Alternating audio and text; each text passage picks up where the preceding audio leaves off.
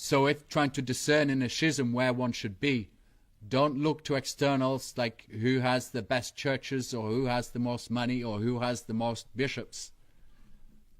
Simply stay with tradition. It's enough. You don't need to call the schism. You don't need to say, well, today it's happened and it's this side and this side. It's not our job. We just need to stay with tradition. It's enough. The reason I say that sodomy is the opposes tradition, you know, St. Jude, whose feast was a couple of days ago, in his letter, speaks of Sodom and Gomorrah and how the men then and then in his day who give themselves to fornication, then he says, going after other flesh, which is even worse than sodomy, because you would have thought he might say the same flesh would be human flesh. He says other flesh. It's probably animals.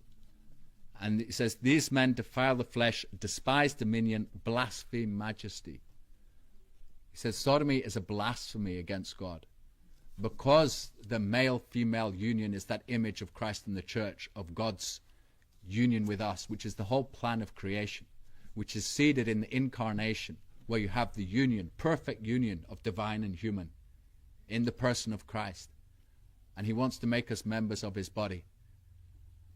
Whereas a male-male encounter is as if to say God is not interested in his creatures. And a female-female encounter is as if to say humans are not interested in God. They're blasphemies against his plan. If we search the Old Testament in the light of the New, or let me ask, how many of you love Abraham? How many would say you love Moses? How many love David? Great, you understand the Old Testament. You do. That's why it's there. So we love these men, because they stand for the Father, Son, and Spirit. Now, they're separated by about 400 years each, just to show us the distinction of persons. But Abraham is the patriarch. He is the father of nations, willing to sacrifice his son. Time is running out. I just want to talk about Abraham. You know, I've been kicked out of loads of parishes. Every time I leave, I have the same homily. And it begins and ends with love Abraham. Really, no joke. That's the most important thing I have to say anywhere before I get kicked out.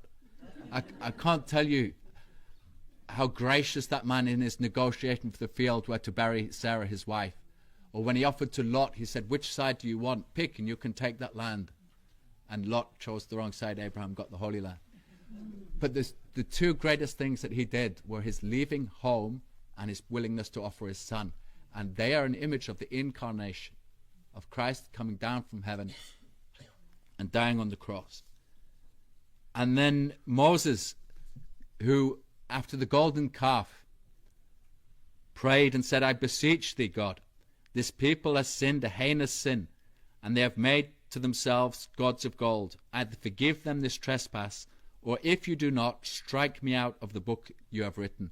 Moses was willing to die for his people. And God loved Moses so much, he spared them so he could spare Moses. There was a plague, so there was a punishment.